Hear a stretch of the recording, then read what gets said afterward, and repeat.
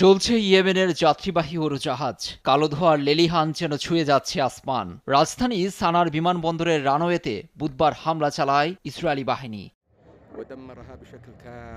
Israel অভিমুখে দুটি ক্ষেপণাস্ত্র হামলার পরদিনই ইয়েমেনের সানা বিমানবন্দরে এমন হামলা চালিয়েছে দখলদাররা। হুতি নিয়ন্ত্রিত আল মাসিরা সম্প্রচার মাধ্যমে জানা গেছে, রানওয়েতে থাকা যাত্রীবাহী উড়োজাহাজ লক্ষ্য করে 4টি ইসরায়েলি ক্ষেপণাস্ত্র আঘাত হানে।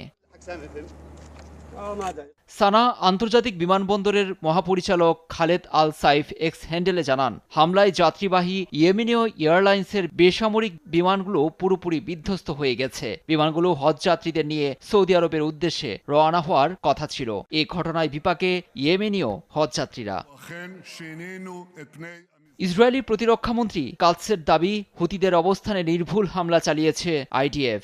এমনকি শেষ বিমানটিকেও ধ্বংস করে দেয়া হয়েছে। আর ইসরায়েলি প্রধানমন্ত্রী বিনিয়ামিন নেতানিয়াহু হুঙ্কার দিয়ে বলেছেন, ইসরায়েলের জন্য যারা ক্ষতির কারণ হয়ে দাঁড়াবে তাদের এভাবেই ধুলোয় মিশিয়ে দেয়া হবে।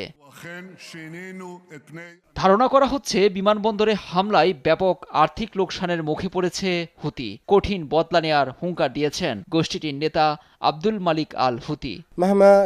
সানা বিমানবন্দরের ঘটনা ইসরায়েলি আগ্রাসনের পুনরাবৃত্তির অংশ, কিন্তু তাতেও ফিলিস্তিনি জনগণের উপর আমাদের সমর্থন কমবে না। বিমান হামলা চালিয়ে হজযাত্রীদের বাধা দেয়া হচ্ছে, কিন্তু সৃষ্টিকর্তার ইচ্ছা শত্রুদের এই প্রচেষ্টাও ব্যর্থ হবে। চলতি বছর ইয়েমেনের গুরুত্বপূর্ণ বেশ কয়েকটি জায়গায় হামলা চালিয়েছে ইসরায়েলি বাহিনী। লুৎফর কবির, নিউজ ডেস্ক, দেশ টিভি।